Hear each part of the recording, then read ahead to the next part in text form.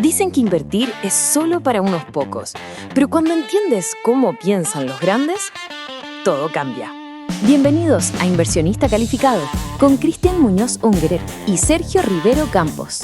Un espacio donde aprendemos cómo invierten los family offices, los grandes patrimonios y los expertos del mundo financiero, con un foco especial en entender el mundo de los activos alternativos, desde el private equity hasta la deuda privada, el real estate y más. Porque ser calificado no es tener dinero, es saber invertir.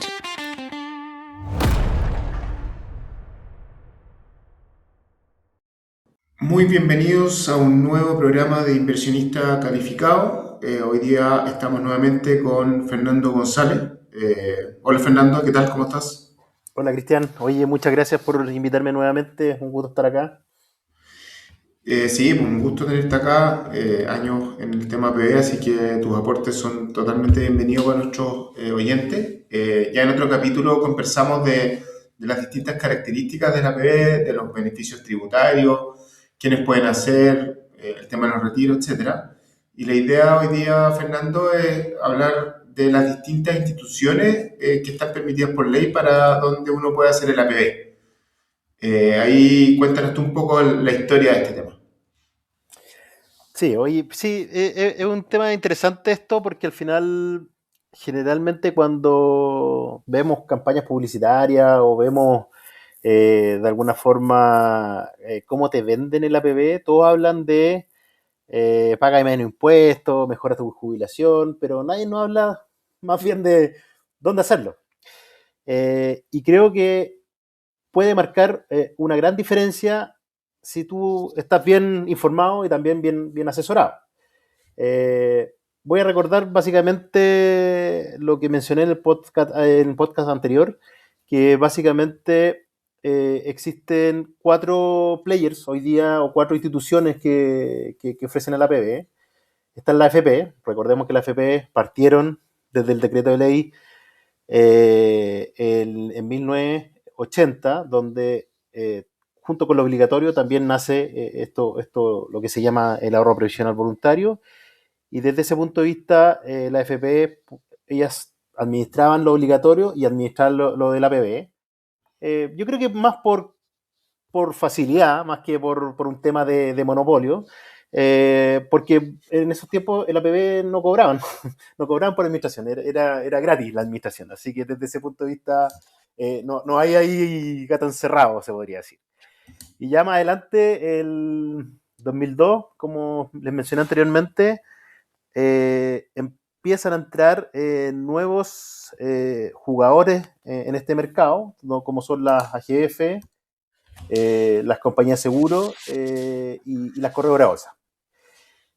Esto se pone interesante porque si lo vemos en términos de participación de mercado, obviamente la AFP, al estar como jugador único los primeros años, tenían el 100% de este mercado, pero hoy en día, si vemos las participaciones de mercado del producto APB, las AFP están en un 44%. O sea, hoy día se administran 16 billones de dólares aproximadamente.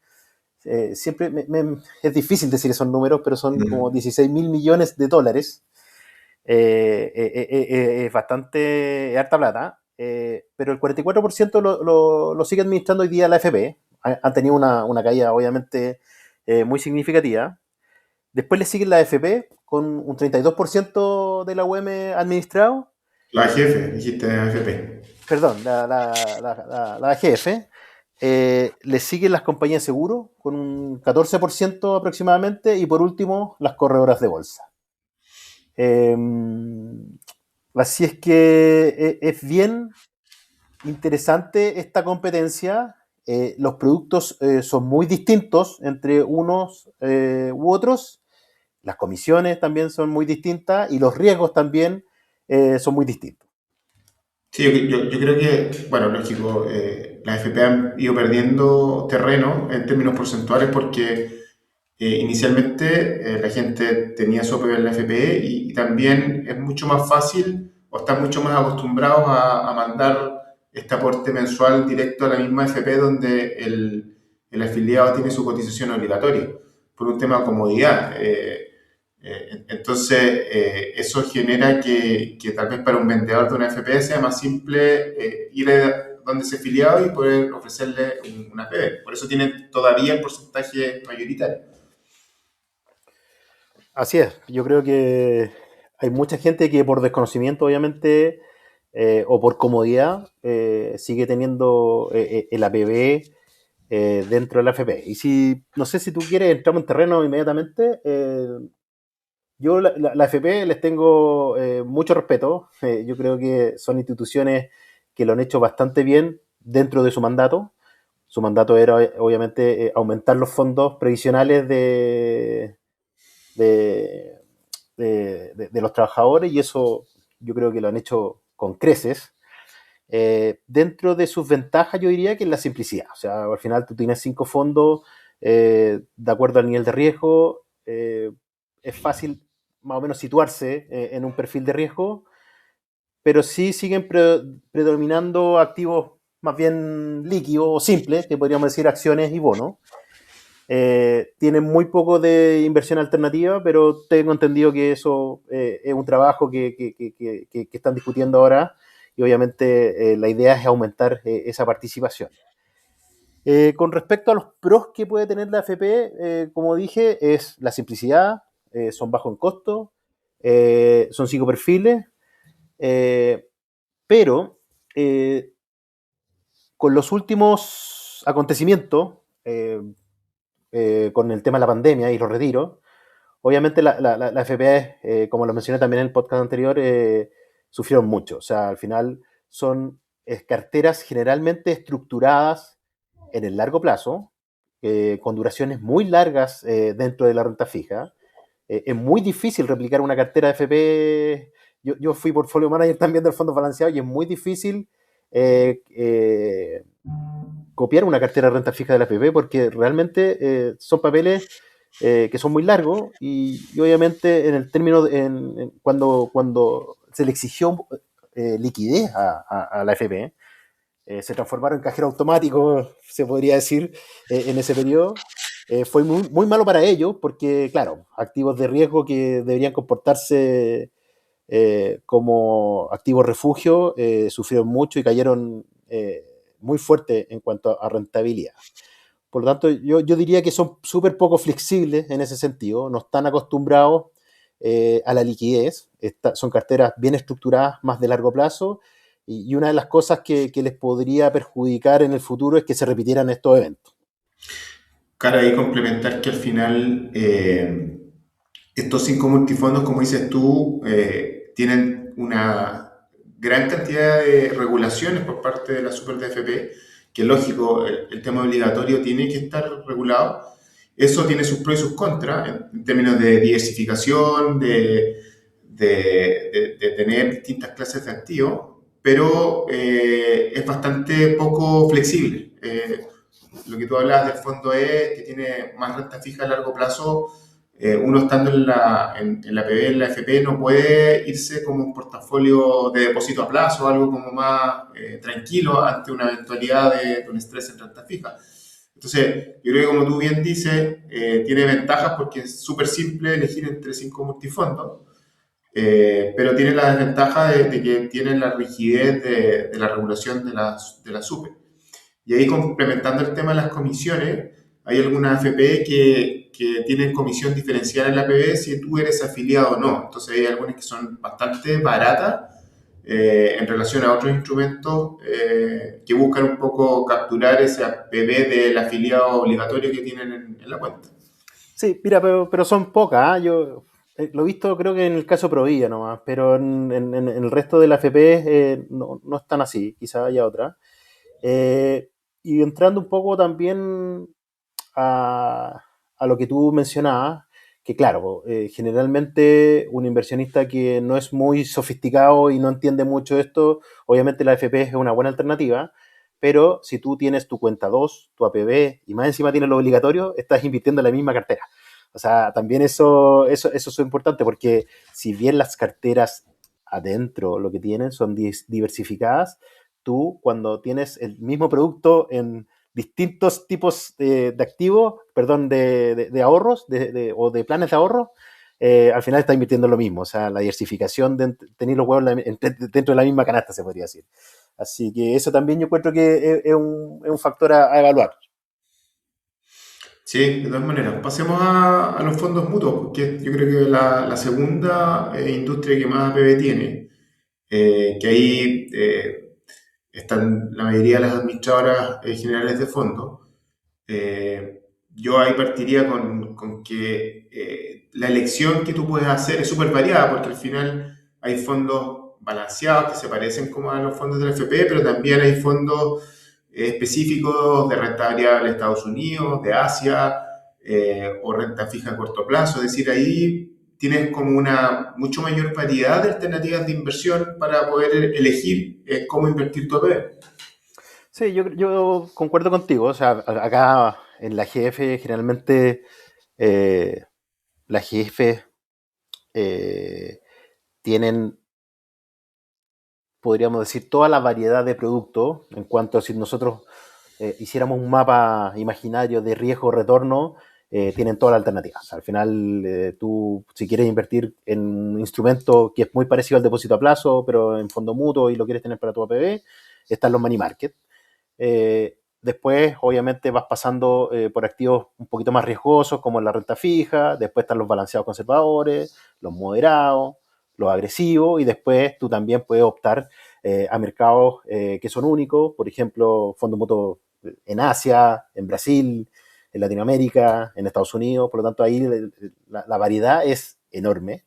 Eh, Llega a ser un poco agobiante para una persona que quizás no tiene mucha experiencia en inversiones, y al final termina invirtiendo en fondos balanceados de una GF. Pero los fondos balanceados, a diferencia de la FP, tienen una particularidad, que ellos tienen que administrar liquidez diaria, porque al final entran y salen partícipes. Por lo tanto, es súper difícil replicar una estructura tipo AFP, que salvo los retiros que han tenido la FP, no han, obviamente pueden estructurar carteras con rendimientos más atractivos, porque toman obviamente duraciones más largas.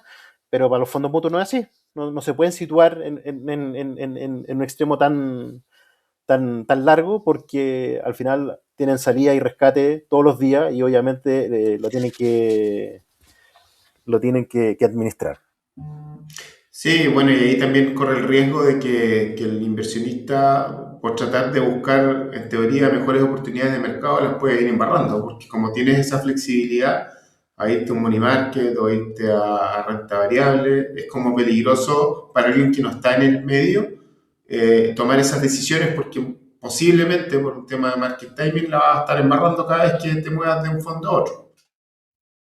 Efectivamente. O sea, lo que para mí es como eh, lo más apropiado, obviamente, es hacerte una cartera, eh, si bien balanceada, pero tomando quizás activos que son más atractivos. O sea, eh, eso obviamente va a depender las circunstancias del momento, y el momentum que también tengan los activos financieros. Pero eso se puede ir armando dentro de una jefe, y eso es una flexibilidad bastante buena. Por el lado de lo malo, son estructuras más caras.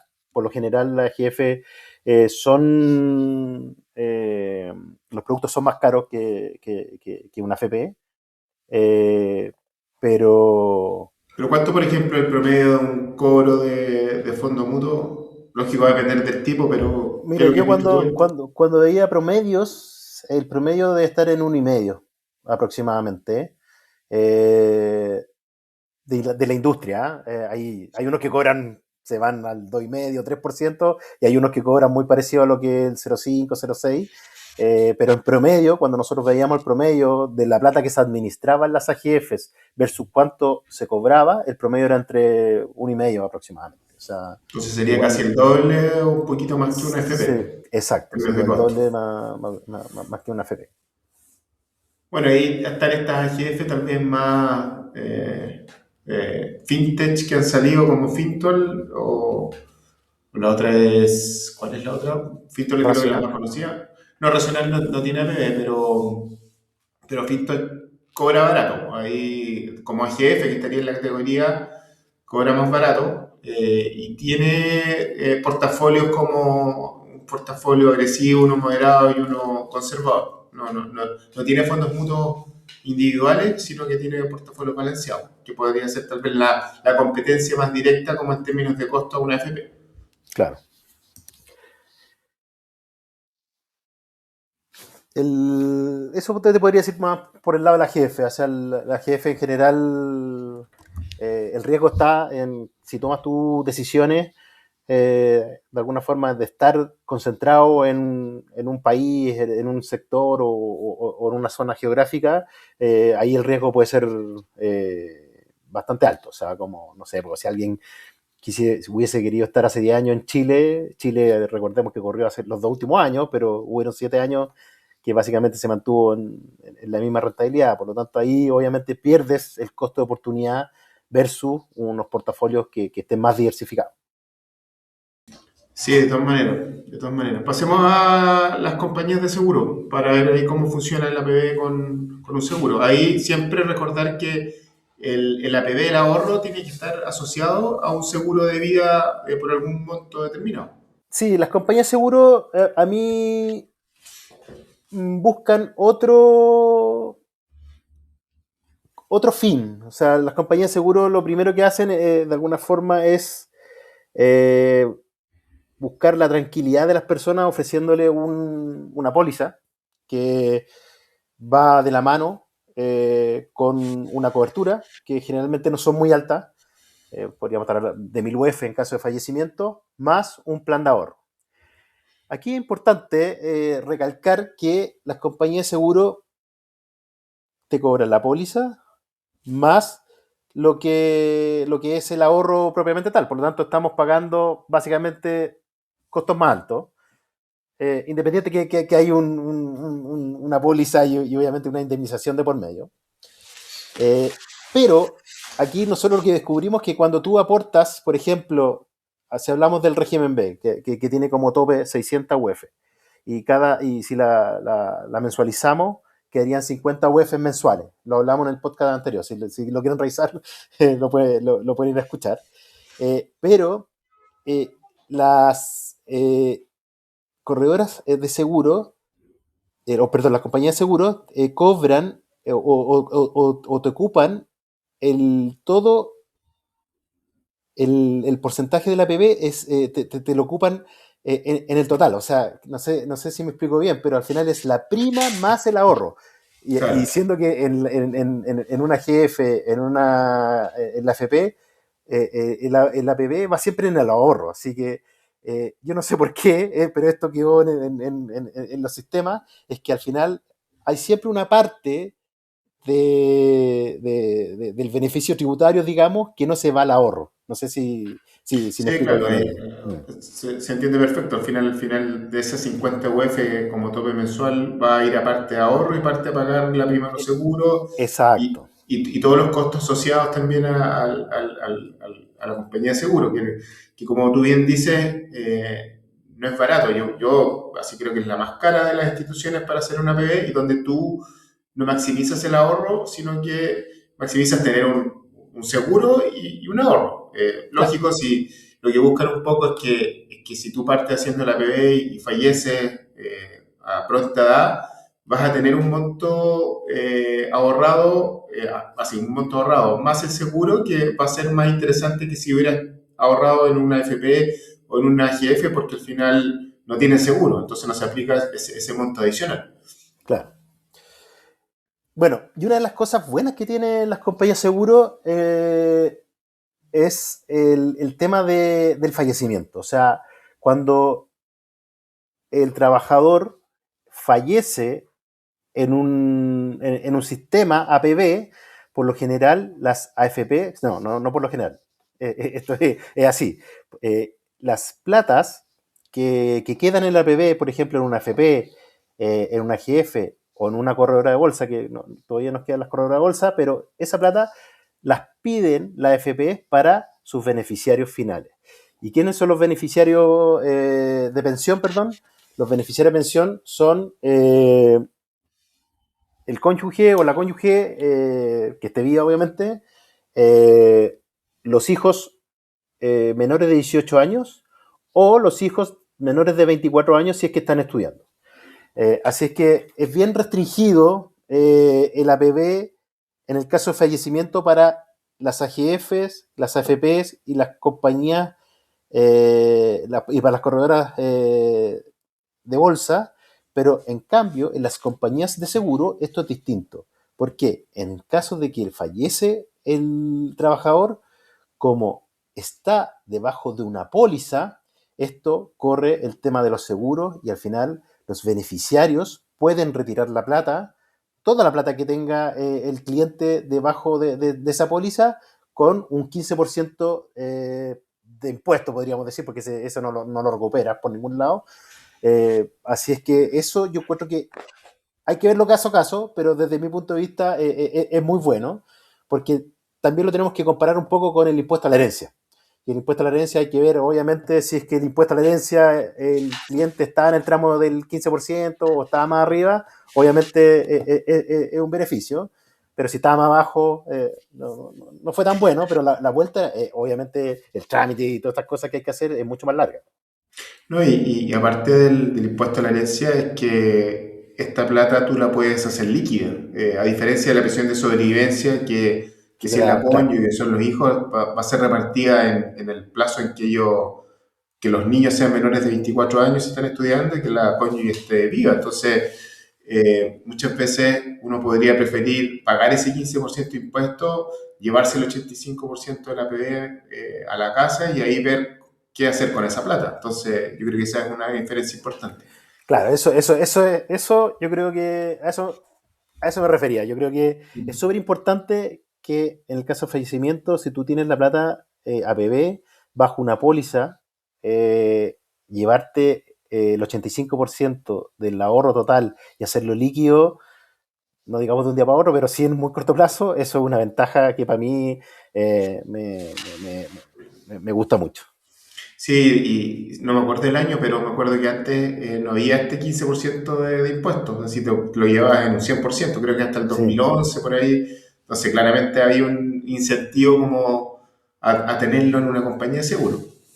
Sí, pero como te digo, ahí hay que verlo caso a caso y hay que ver la situación del cliente. Eso requiere un poco más de estudio, eh, pero a muchas personas les conviene, obviamente, hacer ese movimiento. Obviamente, no es muy alegre el Mm. fin, o sea, porque obviamente va a fallecer el trabajador, pero para poder proteger a su familia y a su hijo, yo creo que es una muy buena herramienta. Sí, otra característica que de repente la gente no ve es que, como dices tú, cuando uno paga la prima, así paga el aporte mensual en la PB, la prima de la PB, la parte que se va a pagar el seguro de vida tiene el beneficio tributario, que puede llegar al 40%. Entonces, si tú te quieres asegurar en una póliza con ahorro, acá la prima, el riesgo de que fallezca la misma si es APB o no APB, pero como está asociado al beneficio tributario, te puede salir por ese lado más barata. Claro, sí, Entonces, es algo interesante a evaluar. Y lo otro también es que tú le puedes agregar adicionales, por ejemplo, como seguro de invalidez, así, seguro de invalidez, 2/3. Entonces, también ahí, en caso de no fallecer y tener contratada ese adicional en la póliza de la PB con seguro, tú puedes recibir la plata ante una invalidez 2/3. exacto. O sea, si me preguntáis a mí, yo creo que las compañías de seguros tienen cosas interesantes, como la que hemos estado hablando, pero si tú tienes que tomar la decisión, yo vería gente que ya está más al fin de su carrera que al principio de su carrera. Porque al final el ahorro obviamente es mucho más valioso para personas jóvenes irse íntegro a ser invertido más que con una póliza. Ya cuando tú Exacto. estás pensando más bien cómo te planificas hereditariamente, es una muy buena alternativa. Oye, lo otro, en relación a las APB y los KPI de seguro, ¿dónde se invierte la plata ahí? Generalmente la plata se invierte en las mismas jefes. Ellos tienen convenios o tienen sus mismas AGF, o también tienen convenio con las distintas AGFs del mercado y arman sus portafolios. Lo que sí, y esto también es como un dato importante, que no todos lo saben, las AFPs no invierten en las series APB, invierten en las series retail, o se le hace una serie especial para, para las compañías de seguro, que por lo general son más caras. Así que Sí, también por ese lado también es un poco más costosa la estructura. sí, eso me he dado cuenta, que las comisiones son bastante más caras que la APP de una jefe pura, podríamos decir así. Exacto. Sí. Perfecto. Vámonos a la cuarta, la última, las corredoras de bolsa, que yo creo que es la más desconocida. Sí, es la más desconocida y la que obviamente tiene menos participación, pero desde mi punto de vista es la más eficiente, como me gusta usar a mí esa palabra, porque al final tú puedes, acá tienes toda la oferta que existe en APB. Puedes invertir en fondos de inversión, en acciones, en bonos directos, en, perdón, en activo alternativo, real estate, deuda privada, todo. Al final, claro, llega a ser agobiante, pero acá sí que hay oportunidades de verdad, si obviamente estás bien asesorado y de alguna forma bien informado. Eh, las compañías de seguro, por el lado positivo, son flexibilidad, ante Las todo. corredoras de bolsa. Ahí dijiste compañía de seguro. Sí, Las se me corredoras de olvidó. bolsa, sí. Ya, las corredoras de bolsa, básicamente lo que buscamos acá, la máxima flexibilidad. O sea, podemos abarcar, y no solamente productos propios, sino también productos buenos de otras AGFs.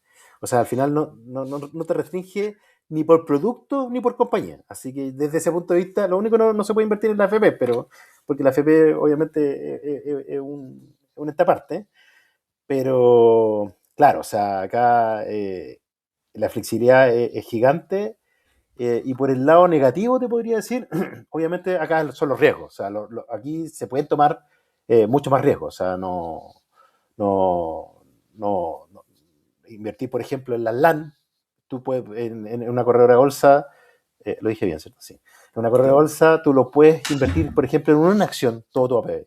Claro, el riesgo es gigante, pero si esa acción duplica, eh, duplicáis todo tu patrimonio. O sea, a ese tipo de riesgo me refiero para que lo entiendan un poco los que están escuchando.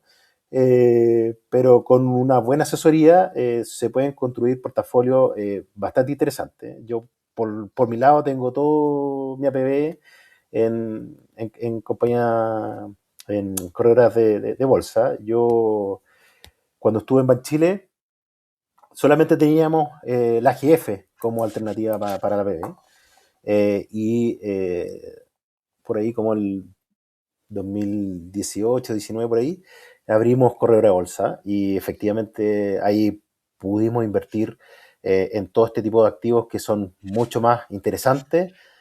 Pudimos incorporar los activos alternativos, pudimos invertir en real estate, pudimos invertir en venture capital, también se abrió lo interesante de esto, que también te puedes invertir en plataformas internacionales como Pershing, donde también puedes acceder a productos mucho más atractivos dentro de lo que es el mundo APB. Y recordemos que la APB también uno puede tomar más riesgo, porque obviamente el plazo que, de vida que tiene el producto es mucho más largo que como las platas tributadas, como lo conversamos la otra vez.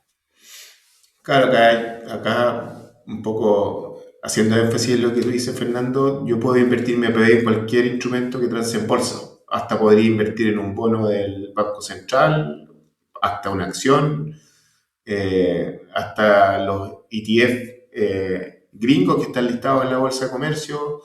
Inclusive hay acciones norteamericanas. Yo hasta podría invertir en Apple directo a través de la Bolsa de Comercio. Entonces, La infinidad de alternativas es mucho más grande. Lo que sí es que sí, yo lo recomendaría para alguien que sabe o que se deje asesorar por un equipo que sabe, porque meterse acá y embarrarlas también es bastante fácil. Comprar una Sí, acción de la TAM o haber invertido en la Polar o en alguna acción que baja la mitad es totalmente factible. Entonces, acá el tema de la asesoría es clave.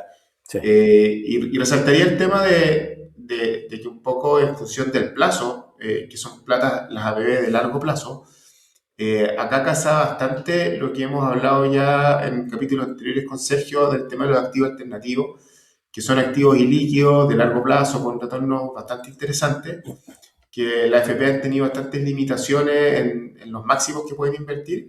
Acá una PB, tú podrías hacer una PB de un cliente 100%, por ejemplo, en distintos gestores de activos alternativos, americanos, chilenos, de real estate, infraestructura, etcétera.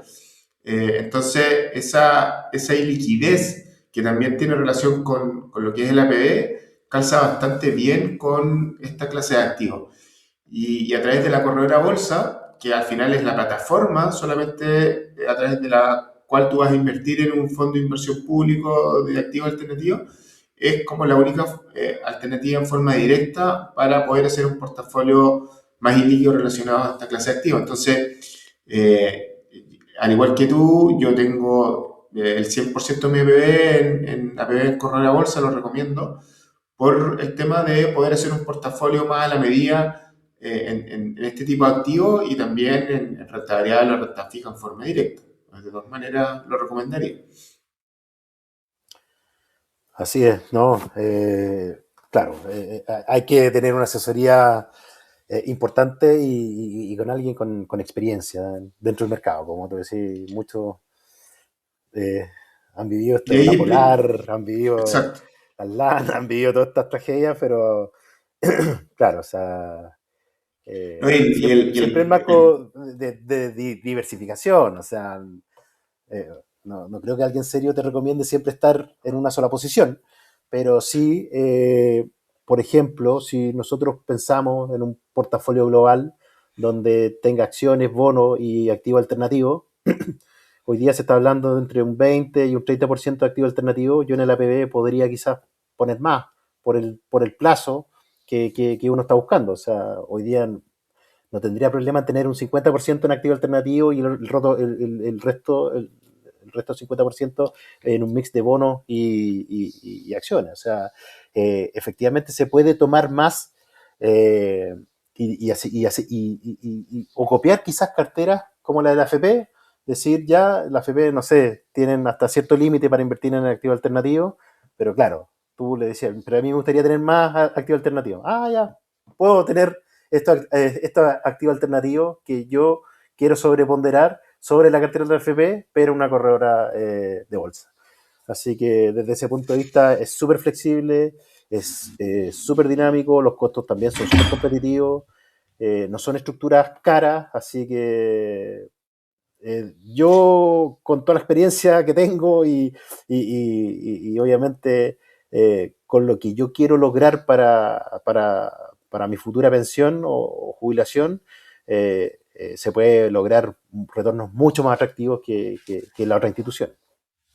Y ahí te voy a explicar, Fernando, cómo es el costo, cómo cobra o cuál es la comisión que cobra una P en corredora bolsa. Sí, generalmente cobran una administración de cartera que es muy competitiva dentro del mercado, va entre el 1 y el 1,2%, incluso más bajo que el promedio de la jefe. Y nada, pues ahí se pueden comprar los activos, por lo general te cobran muy bajo o no te cobran costos de transacción, y ahí tú puedes acceder obviamente a los activos que transan por bolsa básicamente, porque es una corredora de bolsa, y también se pueden comprar fondos de inversión, como te dije, de una arquitectura abierta. O sea, si me gusta el fondo eh, chileno del Reinvial, si me gusta el fondo de deuda de Toesca, si me gusta el fondo, no sé, Short Duration de Ameris, no sé si existe, pero al final, como te digo, lo que quiero decir es que al final tú te puedes armar un portafolio con lo mejor que hoy día está ofreciendo el mercado. Claro, inclusive hoy día que está el ETF en la bolsa de comercio del Bitcoin, podrías meterle hasta algo de Bitcoin a tu portafolio de APB, para un portafolio Exactamente. tal vez más agresivo. Entonces, bien, bien interesante. Uh-huh. Eh, bueno, en función de todo lo que hemos hablado, yo creo que es súper importante recalcar que yo puedo tener los APB que quiera. Es decir, yo puedo tener APB en las 4 instituciones distintas sin ningún problema. Puedo tener un APB en la compañía de seguro, otro APB en la corredora bolsa o lo que sea. El tema de los traslados de los APB tampoco tiene costo. Es decir, yo puedo mover mi APB de una institución a otra sin ningún problema. No hay un costo porque la plata para mantener el beneficio tributario se mueve dentro de las instituciones. Y eso es bastante interesante porque hace que la industria sea bien competitiva y que tal vez yo pueda aprovechar en función de mi perfil las ventajas de una o más compañías para tener mi APB. Hablamos de ventajas que puede tener una compañía de seguro. Yo podría tal vez tener ahí un pequeño APB, no buscando el ahorro, o podría tener un APB más grande como ahorro en una corredora bolsa, buscando maximizar el retorno. Por lo tanto, es bien interesante esa flexibilidad que proporciona el tema de la movilidad y de tener los APB que uno estime conveniente en función de las instituciones que me ofrecen. Sí, como empezamos al principio de la conversación, yo creo que más que los beneficios tributarios, que obviamente son tremendos y muy beneficiosos, eh, desde mi punto de vista hay dos estructuras que de alguna forma eh, te pueden justificar el éxito de tu plan de inversiones.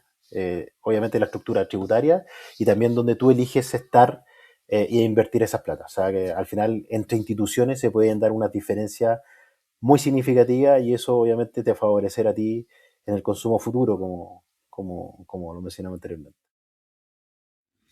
Así es. No sé si quieres agregar algo más como conclusión para lo que vimos hoy día de PB.